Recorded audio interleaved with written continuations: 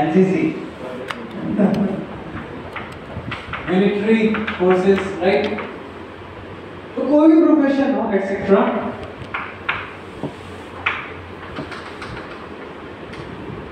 अब आपको बोला जाए कि आप ये प्रोफेशन ज्वाइन करो, बट आपको सैलरी नहीं मिलेगी, सारे प्लान ही उल्टे हो जाएंगे। सैलरी चाहिए, अच्छा चलो ठीक है, सैलरी कमाना कोई बुरी बात नहीं है।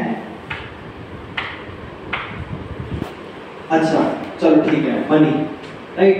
सारे प्रोफेशन में चाहिए क्या? मनी, पैसा। अच्छा मनी से क्या करोगे?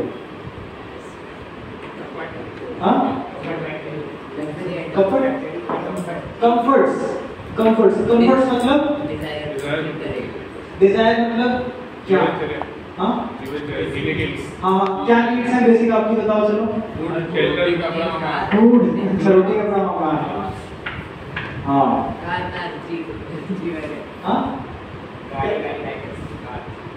कार तो नहीं, कोई चल जाएगा, अभी भी चल रहेगा वहाँ यहाँ क्लोथ्स, ठीक है।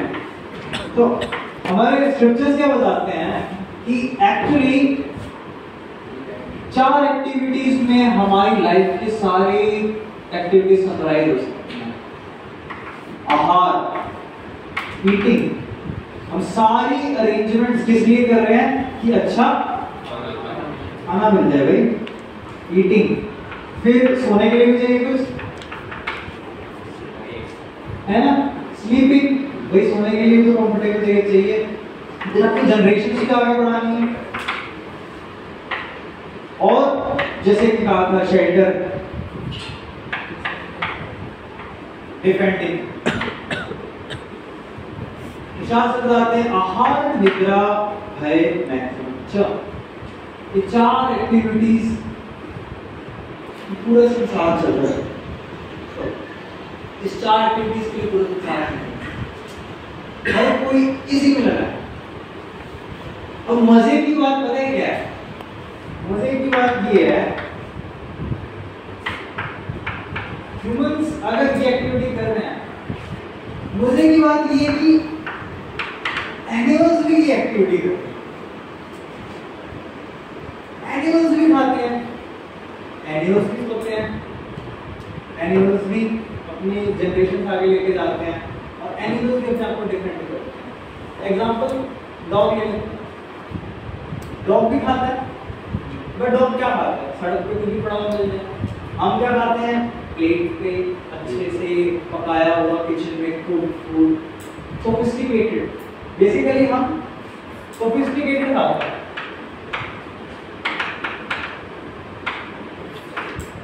स्लीपिंग, डॉग तो ऐसे सो जाता है ना, लेकिन हमें अपार्टमेंट चाहिए, बेड चाहिए कंफर्टेबल, है ना, सब कुछ गद्दे वद्दे से चाहिए, तकिए चाहिए, तो हम सोफिस्टिकेटेड वे में सोते हैं। डेटिंग, एनिमल को कोई वर्क ही नहीं करता, है ना, डिलीवरी सिस्टम, हॉस्पिटल कुछ नहीं, लेकिन हमें चाहिए प्रॉपर डिलीवरी सिस्टम, हॉस्पिटल, सब कुछ जनरेशन आगे बढ़ाने के लिए। और डिफरेंटली मतलब आप सबको पता होगा, अपने अपने अगर घर में या गांव में गए हो तो हर गली का मालिक कौन होता है? एक गांव होता है मालिक, है ना, उसकी गली में गलती से भी गाय आ गई ना, शुरू हो जाता है, घुसने नहीं देगा किसी और को। क्या करता है? अपने इलाके को डिफेंड करता है, वो भी डिफेंडिंग करते हैं। हमें भी अल्टीमेटली घर चाहिए, मेरा घर हो, मेरा अपार्टमेंट हो, मेरा फ्लैट हो, या मेरा खुद का कंस्ट्रक्टेड हाउस हो, यही चाहिए अल्टीमेटली। इंजीनियर, आईएएस, प्रोफेसर, ये सब अगर चारों हटा दूं, करोगे? या कोई करेगा? क्या कर रहा है कोई बात? ये चारों अगर हटा दिए जाए तो शास्त्र बताते हैं कि अगर ये चारों एक्टिविटी एनिमल्स भी कर रहे हैं और ह्यूमंस भी कर रहे हैं, तो ह्यूमंस के लिए एक ही वर्ड हो गया, सोफिस्टिकेटेड एनिमल। एक सोफिस्टिकेटेड एनिमल है, और बचपन से तो हमें यही पढ़ाया गया था, आप कौन है? Man is a social animal. मतलब इनडायरेक्टली हमारे टीचर हमें कह रहे थे कि तुम एक सोशल डॉग हो, तुम एक सोशल कैट हो, तुम एक सोशल मंकी हो। ऐसा है क्या फर्क है इनमें और हमें? कुछ तो अलग होगा जो हम इनसे अलग कर सकते हैं। Actually, animals can't inquire about God. हमें तो भाई बहुत साल हो गए सेशन देते हुए या फिर बच्चों से बात करते हुए या फिर अलग अलग जगह डिस्कशंस करते हुए, गीता पढ़ाते हुए, आज तक वहाँ पे कोई डॉलर नहीं बैठा और उसने क्वेश्चन नहीं पूछा, सर चतुर्भुज सर हु इज गॉड? ऐसा नहीं हुआ। आता है बट वे प्रसाद के लिए आ सकते हैं या कुछ खाने के लिए चाहिए उसको बिस्किट बोल दे, बट एनिमल नहीं आएगा पूछने हु इज गॉड। ये सिर्फ एक ह्यूमन कर सकता है। और इनडायरेक्टली हमारे शास्त्र कहते हैं धर्मेण हीना पशुभीर समान, कि जो ये इंक्वायरीज नहीं कर रहा है एक्चुअली पशु के समान। मेरे उसे हम कहेंगे टू लेगेड एनिमल, दुई पाद पशु, दो पैर। तो हम एनिमल नहीं बनना चाहते भाई, हम तो ह्यूमन बनना चाहते हैं। ह्यूमन प्लेटफॉर्म की शुरू यहाँ से होता है। ह्यूमन प्लेटफॉर्म मतलब हमें आज तक ये नहीं पता कि ह्यूमन क्या है, या हमें नहीं सिखाया गया कि ह्यूमन क्या होता है। हमें तो बस सारी बुक्स इसलिए पढ़ाई जा रही हैं, सारी नॉलेज इसलिए दी जा रही है कि तुम कैसे लाइफ में eating, sleeping, meeting and defending की अरेंजमेंट कर सको। इसके बारे में तो कभी पढ़ाई नहीं हुई। इवन एसएसटी में भी हमें ये सब्जेक्ट डाल दिए गए थे भगवान से रिलेटेड, क्यों? ताकि तुम नंबर ला सको। भगवान के बारे में बताने के लिए नहीं था कि हु इज गॉड, ठीक है, what is my relationship with God, why am I suffering. तो आप देखोगे इसीलिए जो ह्यूमन है वो ये क्वेश्चंस पूछ सकता है। आपके शीट में दिख रहा होगा आपको, why should I suffer, why is this world created, can't I put the full stop to all suffering, can't I be happy forever, what is the purpose of the creation, और what is my duty to God. भगवान की duty क्या है actually? धर्म कब शुरू होता है एक्चुअली? अब समझिए हम धर्म की डेफिनेशन भी अलग अलग सोचते हैं एक्चुअली। तो यहाँ पे आपको तीन बोल्ड में दिख रहे होंगे, एबोरिजिनल मैन, यूरोपियन मैन और वाइल्ड साइड मैन। तो मैं जल्दी जल्दी बता देता हूँ आपको। तो ये जो आपको राइट साइड में ये काला सा एक आदमी दिख रहा है दाढ़ी वाला, एबोरिजिनल मैन। इसकी स्टोरी क्या है कि ये एबोरिजिनल मैन एक बार कहाँ गया? न्यूयॉर्क। न्यूयॉर्क गया, वहाँ बिल्डिंग्स हैं, बड़ी बड़ी बिल्डिंग्स। देखिए इसने क्या कंक्लूजन निकाला, मैं बढ़िया नहीं, बड़े बड़े पेड़ थे और यहाँ पे भी बड़ी बड़ी बिल्डिंग है, बड़े बड़े स्टैचू हैं, स्टैचू की पट्टी है, ऐसे पकड़ के खड़ी है कोई मामा ऐसे, और बिल्डिंग्स हैं, फिफ्थ एवेन्यू है, हडसन पे है। तो इसने कंक्लूजन क्या निकाला कि जैसे पेड़ पहाड़ सब कुछ अपने आप आए थे, जब मैं पैदा था ये अपने आप ही थे, वैसे ही मोन सिटी भी अपने आप ही, ये अपने आप ही है। इसका फेथ कैसा है? इसका फेथ कैसा है कि सिटी अपने आप आई है? इसका फेथ क्या रीजनेबल है या ब्लाइंड है? कंक्लूजन सही है बट फेथ। अब दूसरा जो आदमी है यूरोपियन मैन, अब ये यूरोप से फ्लाइट पकड़ के आए और इन्होंने फ्लाइट ली, ठीक है, फ्लाइट में भी जूस भी पिया और ये लैंड करे न्यूयॉर्क में।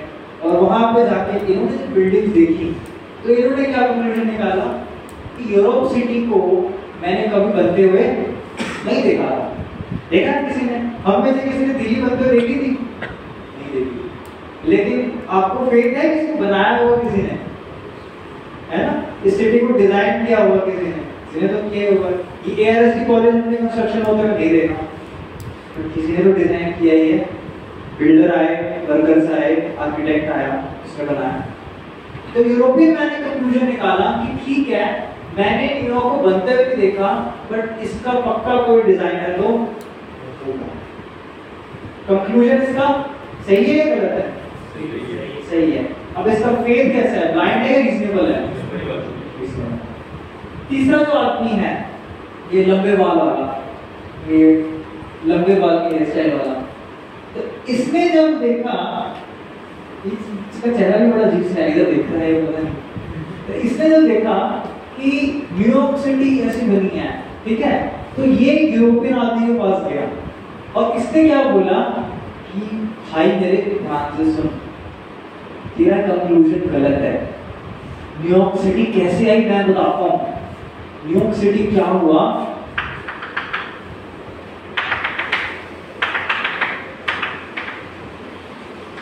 बड़ा सा बम फटा न्यूयॉर्क सिटी में, एक बड़ा सा बम फटा और उसके बाद ये सिटी बन गई।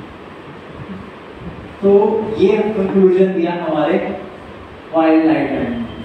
मे भी जापान ने अपना बदला ले लिया, जापान को बदला लेने का मौका नहीं मिला ना, तो हिरोशिमा नागासाकी पे बम अमेरिका ने गिराया था, तो जापान ने अपना बदला लिया और देखो जापान के बदले से क्या प्रकट हुआ, New York city.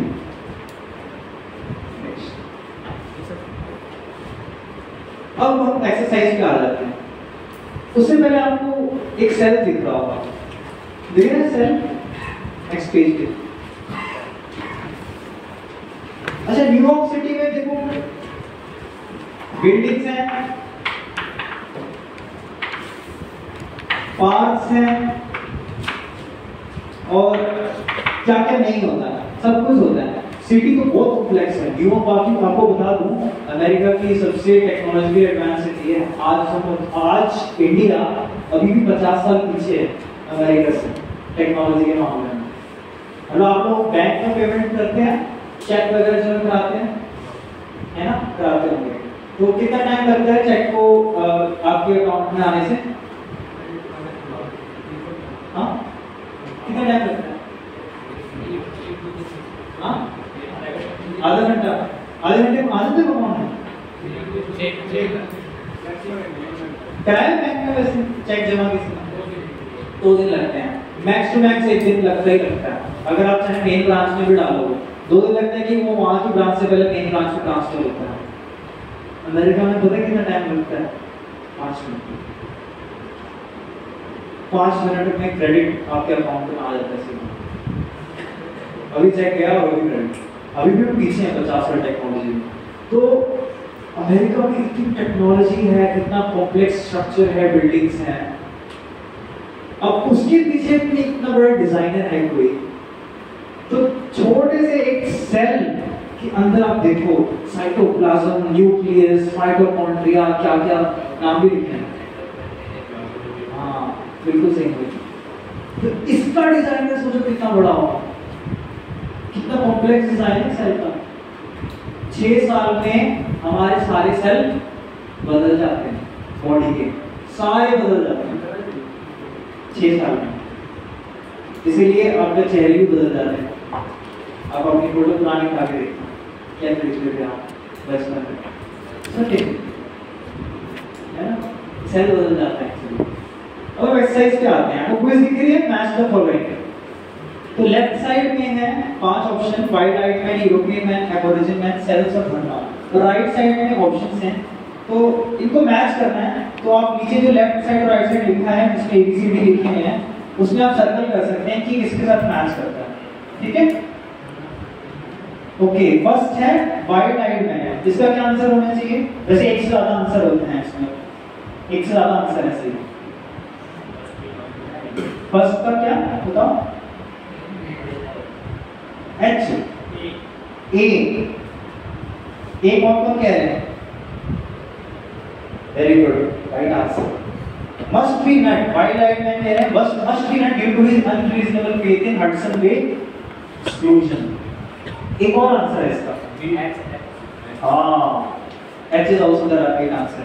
Has unreasonable faith for claiming city's origin from exclusion. Second आ जाओ, यूरोपियन मैन। हाँ वेरी गुड, बी किसने बोला? Very nice. आपका नाम क्या है? भावेश। हाँ भावेश गदरी, राइट। हाँ सही आंसर दिया Bhavesh. Thought that city must have been constructed by architects. एक और सही आंसर है इसका, दो है एक्चुअली। आई, हाँ बिल्कुल सही। Did not see city being constructed, did not meet architects or craftsmen who might have constructed. Still he is reasonable in B. Yes. एक और आंसर है G. Very good. Has unreasonable fear even without direct perception. Third answer है origin है D. हाँ D. क्या नाम क्या था? ऋषिकांत। हाँ ऋषिकांत, बिल्कुल सही आंसर है D. D क्या है? Thought that city must have existed like mountain ranges. और very good. E is the right answer. Has blind faith due to his name inclusion. Cells in human body? C. Compared to New York City with telephonic electronic circuits. Yes, right answer. इसका सिर्फ एक ही answer है C. Fifth, Dharma. Inquiries on God, purpose of creation and how to solve something. जी नहीं है, क्योंकि धर्मा में हम direct perception की बात नहीं करते, तो इसका राइट आंसर ठीक है, F है। ठीक है, ये एक्टिविटी क्लियर हो गया सबको? ठीक है, एवरेज 30 में से 30 किसको मार्क्स आएंगे? Very good. 1 2 3 4 5। अब आपका नाम क्या है? बिल्कुल नाइस, बिल्कुल गुड। ठीक है, नेक्स्ट एक्टिविटी का आ जाओ। Matter, spirit and God supreme controller of food. तो राइट साइड में आपको मिठाई दिख रही है, कौन सी मिठाई है? गुलाब जामुन है ना, गुलाब जामुन है। तो हुआ क्या कि जो गुलाब जामुन है, तो ये हमारे जो गुलाब जामुन को एनालाइज करने का मौका दिया गया साइंटिस्ट को। तो आप लोग मुझे बताओ, अगर आप एक साइंटिस्ट हो तो आप मुझे गुलाब जामुन के बारे में क्या क्या इंफॉर्मेशन दे सकते हो? साइंटिस्ट होते हो ना, क्या समझना? साइंटिस्ट बन गए, किसने बोला था साइंटिस्ट बनना है? हाँ, आप साइंटिस्ट बन गया हो, ठीक है। वर्नियर कैलिपर आपने हाथ में दे दिया, मैंने इंस्ट्रूमेंट मेजर करने के लिए। मुझे पता है ना वर्नियर कैलिपर क्या होता है? स्क्रू होल्स, फिजिक्स में पढ़ा। यस, बताओ क्या क्या आप बता सकते हो मुझे गुलाब जामुन के बारे में? हाँ, इंग्रेडिएंट्स गुड, और हाँ शेप, स्फेरिकल शेप, और प्रोसेस बनाने का क्या था, और कलर तो बता ही सकते हो। कैलोरीज कितनी है, गुड, और बता सकते हो वेट, उसका वेट कितना है वो भी बता सकते हो। वेट भी तो देता है आपको वो ऐसे थोड़ा दे देता है। और टेस्ट नहीं, मैं दुकानदार नहीं है, हलवाई नहीं है, साइंटिस्ट है। अभी साइंटिस्ट करके बताना है क्या क्या आप बता सकते हैं। और कुछ विस्कोसिटी, पता है विस्कोसिटी भी होती है। डेंसिटी बता सकते हैं। अंदर फ्लूइड कंटेंट, चाशनी कितनी है भाई इसके अंदर? Very good. स्क्वायर वॉल्यूम एक ही चीज है, स्क्वायर में रेडियस पता लग जाए तो वॉल्यूम इज इक्वल टू, कौन है मैथ्स का स्टूडेंट? हाँ, 4/3 क्यूब। तो निकल ही गया वॉल्यूम, ठीक है। लेकिन वो आपने जैसे बताया, उत्तम ने बताया, पीछे बताया, टेस्ट, इसका टेस्ट कैसे बताओ? प्रैक्टिकल होना चाहिए। उसे पेपर पे कैसे लिखोगे इसका टेस्ट? Very yummy. स्वीट तो साइंस थोड़ी ना मानेगी स्वीट। हाँ, स्वीट रसगुल्ला भी है। प्रैक्टिकल दिखाइए। वाओ, फिर साइंटिस्ट वाला क्या बोलेंगे? इनको प्रसाद दो, इनको ये जो बोलेंगे साइंटिस्ट क्यों? एक्चुअली नहीं बता सकते आप। टेस्ट स्वीट है, स्वीट तो बर्फी भी है, स्वीट तो कलाकंद भी है, स्वीट ही है सर। क्या स्वीट बताओ, क्या स्वीट? खा लो ना सर, कागज पर लग जाएगा।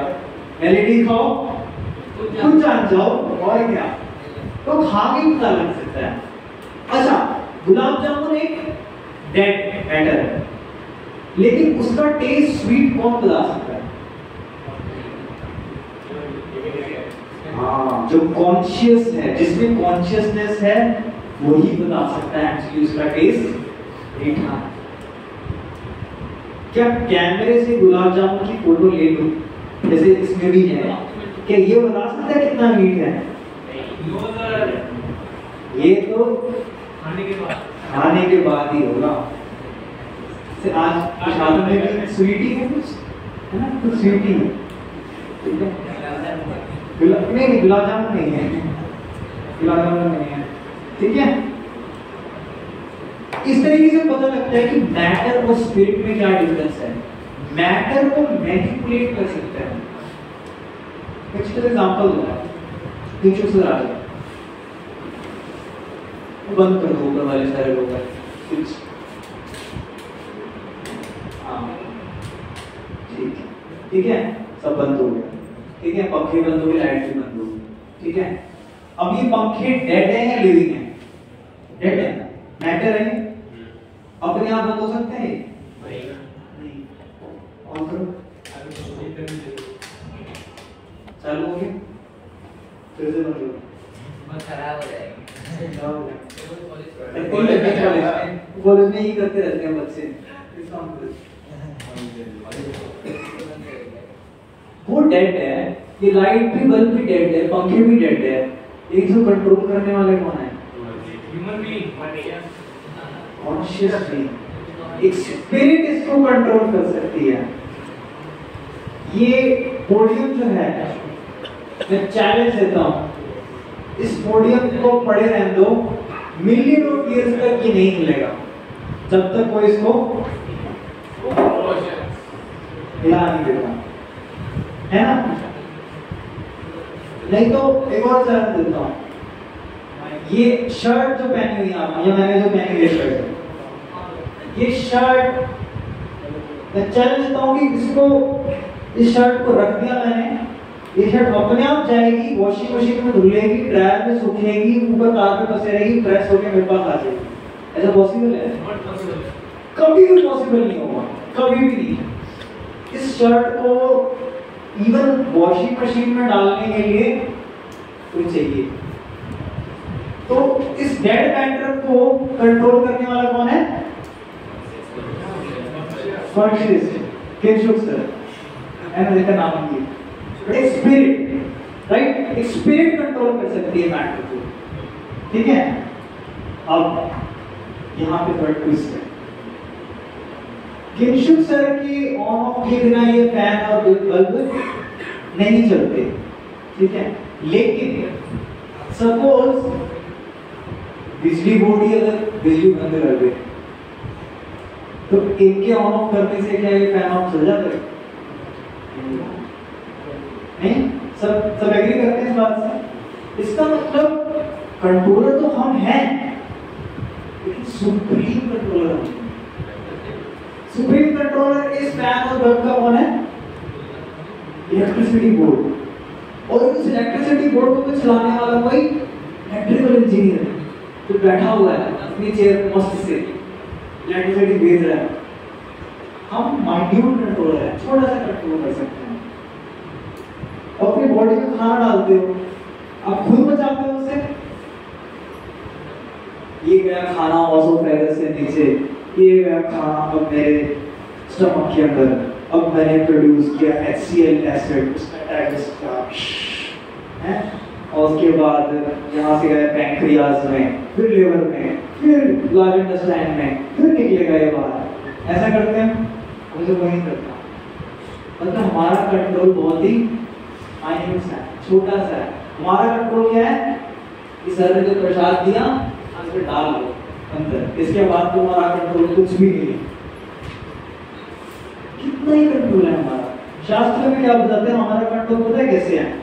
कि गाय देखिए, गांव में गाय होती है, गाय है ना, गाय को कैसे बांधते हैं? गाय को कैसे बांध देते हैं? एक लकड़ी से, एक लकड़ी को गाड़ते हैं जमीन में, हाँ, तो घोड़े से बांध देते हैं। तो गाय मूव कर सकती है, इधर उधर मूव भी कर सकती है, चारा भी खा सकती है, बट एक पर्टिकुलर डिस्टेंस के बाहर नहीं जा सकती, पर्टिकुलर रेडियस तक ही वो सीमित है। वैसे हमारा कंट्रोल भी सीमित है, हम सुप्रीम कंट्रोलर नहीं है, माइन्यूट से कंट्रोल, बहुत सारे से कंट्रोल नहीं कर सकते, है ना। आप जैसे कौन अपना क्या कहते हैं ये कंट्रोल कर सकता है, अपनी हाइट कर सकता है वो कंट्रोल, लंबा हो जाऊंगा, नहीं कर सकते। हम में से कोई भी डिजीज कंट्रोल नहीं कर सकता।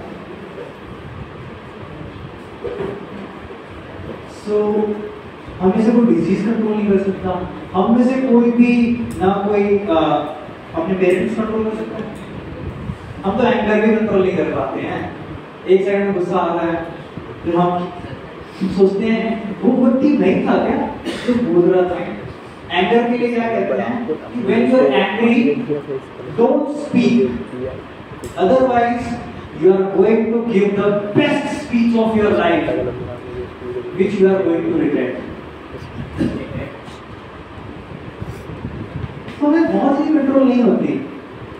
तो यहाँ पैराग्राफ में आपको दिख रहा होगा, फिफ्थ पैराग्राफ में Thomas Huxley rightly said there is a third thing in the universe, to wit consciousness, which I can't see to be matter or rules।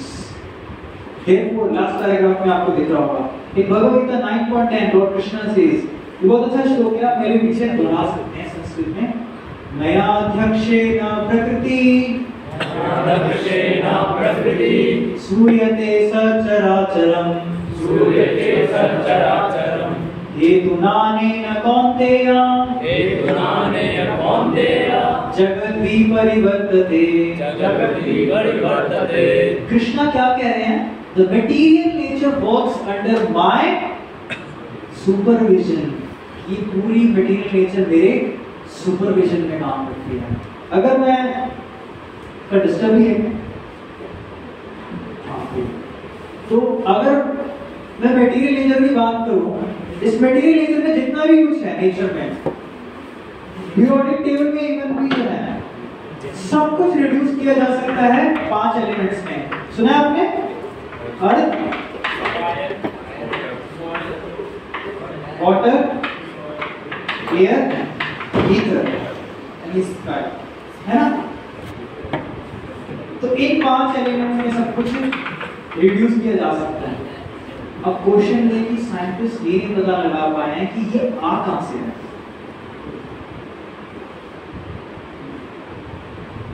नहीं पता लगा पाए ये कहां से आ रहा है। वेल हम एक आंसर दे सकते हैं वेग सा, सर ये तो प्रकृति से आ रहा है, प्रकृति नेचर से आ रहे हैं सर, नेचर में है। अब नेक्स्ट क्वेश्चन, सर ये प्रकृति कहां से आ रही है, क्या वो हडसन के एक्सप्लोजन से आ रही है कि ऐसा बॉम्ब फटा। मतलब अगर बिग बैंग से सोचो, अगर एक पूरा यूनिवर्स बन सकता है इतना ऑर्डर वाला, तो एटलीस्ट एक छोटे मुर्गा पटाखे से कुछ मॉडल तो बनाना चाहिए ना। दिवाली में पता लगा सर हमने आलू बम फोड़ा और कल वहां पे प्रकट हो गया सर, हमारा प्रोजेक्ट बन गया सर, हमारे इंटरनल के असाइनमेंट बन गए, सारे आलू बम फोड़ो, तो ऐसे ये शुरू करते हैं। ऐसा पॉसिबल है, लेकिन पागल है क्या? नहीं, एटलीस्ट एक स्मॉल बैंग से तो कोई कॉलोनी बननी चाहिए थी, अगर बिग बैंग से ये पॉसिबल है तो। और अगर बिग बैंग हुआ भी है, अगर किसी ने मतलब कोई बम फटा भी, तो क्वेश्चन यही होता है ना कि बम फटा उसको फोड़ा किसने, है ना। आप लोग भी मान लो मुंबई में टेररिस्ट ब्लास्ट किया, तो ब्लास्ट बम ब्लास्ट हुआ, तो क्वेश्चन क्या आता है कि किसने किया बम ब्लास्ट, या हम बोलते नहीं वो तो अपने आप ही हो गया होगा। नहीं, नेचुरल पूछते हैं किसने किया, टेररिस्ट ने एक्चुअली बम ब्लास्ट के पीछे। तो वैसे ही प्रकृति का सब कुछ काम करे, तो प्रकृति किसके अंडर काम कर रही है? कृष्णा जी की मेरे सुपरविजन में काम कर रही है, ये मेरे सुपरविजन में काम कर रही है। मैं अध्यक्षेण प्रकृति, मैं सुपरवाइज कर रहा हूँ। जैसे कि इलेक्ट्रिकल इंजीनियर के सुपरविजन में यहाँ पे बिजली आ रही है, ये इलेक्ट्रिकल इंजीनियर आके इधर लगा रहा है, जरा बल्ब फिट कर देते हैं, जरा फैन फिट कर देते हैं, सब कर देते हैं, करता है ये ये तो किसी ने और नहीं किया, बट सुपरविजन उसी का है। ये कॉलेज किसके सुपरविजन में चल रहा है? प्रिंसिपल के सुपरविजन में चल रहा है। बट क्या प्रिंसिपल आके सब कुछ कर रहा है? तो फिर ऊपर बैठने से वहां पे वैसे ही भगवान की सुपरविजन में प्रकृति चलती है, ठीक है? इसीलिए हम कॉज निकालेंगे तो उसका भी एक कॉज होता है, इसे कॉज इफेक्ट रिलेशनशिप कहते हैं एक्चुअली। लेकिन कृष्णा के लिए कहा क्या जाता है? ये तो सुप्रीम कॉज। तो मेरे पीछे का एक और वर्स रिपीट कर सकते हैं कि ब्रह्म संहिता में आता है, बहुत अच्छा वर्स है। ईश्वर परमा कृष्णा, ईश्वर परम कृष्ण सच्चिदानंद विग्रह, सच्चिदानंद विग्रह अनादिरादिर गोविंद, नादिरादिर गोविंद सर्व कारण कारणम, सर्व कारण कारणम। हमने बहुत कॉज देखे हैं, बहुत कॉज देखे हैं, but Krishna is the ultimate cause, ultimate cause, supreme cause. जैसे कि एग्जांपल के लिए अगर बताऊं, मेरे ड्राइंग को थोड़ा माफ करना,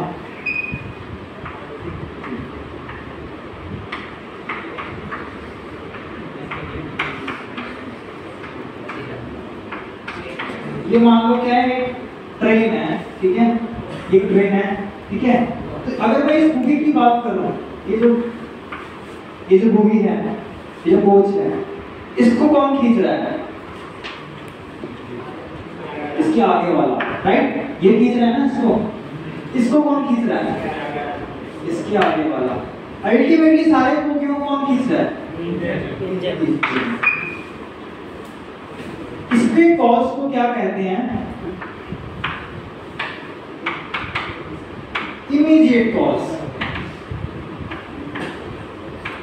इमीडिएट कॉज इसका ये है। तो जैसे हम कहते हैं कि क्लाउड्स कहां से आते हैं? बादल कहां से आते हैं? हाँ, पानी से, वेपर से, बेसिकली वाटर वेपर से आते हैं। तो वाटर वेपर उसका इमीडिएट कॉज है। वाटर वेपर कहां से आए? वाटर से। वाटर कहां से आया? आगे हम, है ना? सही जगह पे आ गए। चलो एक और एग्जांपल लेते हैं, दूध। वैसे अमेरिका में पूछा जाता है ना, अमेरिका का दिल्ली की यही हालत है, तो छोटे बच्चे से पूछा जाता है कि बेटा बताओ दूध कहाँ से आता है? क्या आंसर देता है वो? पापा मदर डेयरी से आता है। पता ही नहीं चलता, मदर डेयरी से आता है दूध। अच्छा, दूध कहाँ से आता है? वैसे गाय से आता है, ठीक है? और गाय में दूध कहाँ से आता है? घास से आता है। घास कहाँ से आती है? इधर से आती है, सॉइल से आती है बेसिकली, है ना?